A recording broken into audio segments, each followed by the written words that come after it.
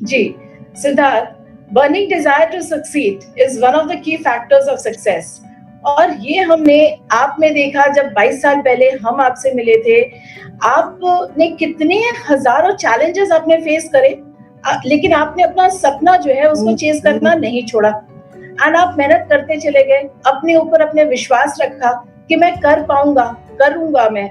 और ये चीज जो है बहुत मायने रखती है, और आज आपने ये जो जगह बनाई है ये इसी की एक रिजल्ट है।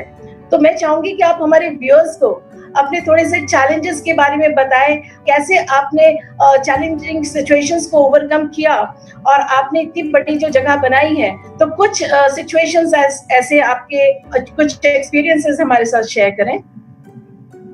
चैलेंजेस मैम डेफिनेटली बहुत सारे थे। जब मैं नया नया इस इंडस्ट्री में आया था, मेरे साथ में सबसे बड़ा चैलेंज ये था कि मेरा नेचर बहुत शाय था, बहुत रिजर्व था। आज भी मैम मैं इतने साल मुझे इस इंडस्ट्री में हो गए, बट मैं जिन लोगों से बहुत कंफर्टेबल हूँ उन्हीं के साथ ही मैं कंफर्टेबल हूँ। बाकी लोगों के साथ में सिर्फ उतनी ही बात कर पाता हूँ आज भी जितनी जरूरी होती है या जितना मेरा एब्सोल्युटली रिक्वायर्ड ही हो। तो मैम इसकी वजह से मेरा सर्कल बहुत लिमिटेड था शुरू से।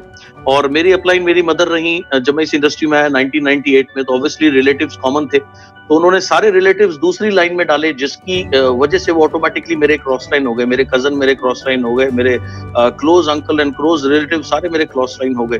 फ्रेंड सर्कल बहुत लिमिटेड था। तो एक मिथ लोगों को ये होती है कि ये बिजनेस सर्कल का बिजनेस है, तो अगर ये सत्य होता तो मैं तो कभी इस मुकाम पे तो क्या इसका 5% भी नहीं पहुंच पाता। उसके बाद दूसरा ये था, क्योंकि मेरे नेचर की वजह से मुझे बात करने में हेजिटेशन होती थी, लेकिन मुझे ये समझ में आया कि अगर मुझे यहाँ कामयाब होना है तो मुझे सीखना पड़ेगा। सो मैंने सीखना शुरू किया। शुरू में आसान नहीं था, शुरू में बिल्कुल भी आसान नहीं था। एक व्यक्ति को भी समझाना या दो व्यक्ति को भी समझाना शुरू में चैलेंज था। सो ये कुछ चैलेंजेस रहे जो बिल्कुल इनिशियल स्टेज पे रहे। इसके बाद अगर मैं सिचुएशनल चैलेंजेस करूं तो पता नहीं अनगिनत सिचुएशनल चैलेंजेस आए होंगे। अपार्ट फ्रॉम पैसे की तकलीफ तो सभी देखते हैं, तो मैंने भी बहुत देखी। बहुत बार लाइक जब तक पिछले महीने का चेक नहीं आता था तो इस महीने ट्रैवल भी जानबूझ के नहीं तब कर पाते थे। अगर मैं बात करूं, ज्यादा लंबी पुरानी बात नहीं करता, वेस्टीज में ही जब मैं शुरू में आया था तो शुरू में 2008 में 2009 2010 तक ऑनलाइन ट्रांसफर नहीं होते थे, चेक मिला करते थे। और उस समय में कई बार ऐसी स्थिति होती थी कि जैसे अभी ये जो मंथ चल रहा है, पिछले महीने का चेक मैम अभी आया नहीं है। और अभी समस्या यह है कि ट्रैवल करना है, अकाउंट में पैसे नहीं है।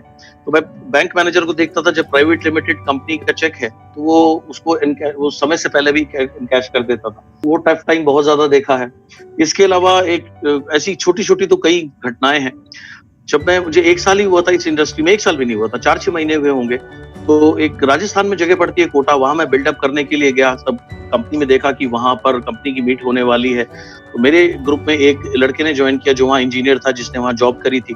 उसने कहा मेरा वहाँ बहुत बड़ा सर्कल है। मैंने सोचा अगर मैं कंपनी मीटिंग से पहले 4 दिन पहले वहाँ जाऊंगा और अगर बिल्डअप करूंगा तो बहुत अच्छा रहेगा। मैंने वहां गया, 4 दिन पहले उसके साथ में गया, काफी सारी मीटिंग्स करी, छोटी छोटी 8-8 10-10 लोगों के ग्रुप में।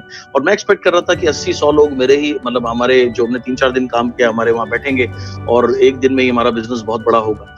लेकिन जिस कंपनी के ट्रेनर ने आना था वो CNT करने के लिए, उनकी वो ट्रेन छूट गई या सडनली क्या हुआ वो नहीं आ पाए।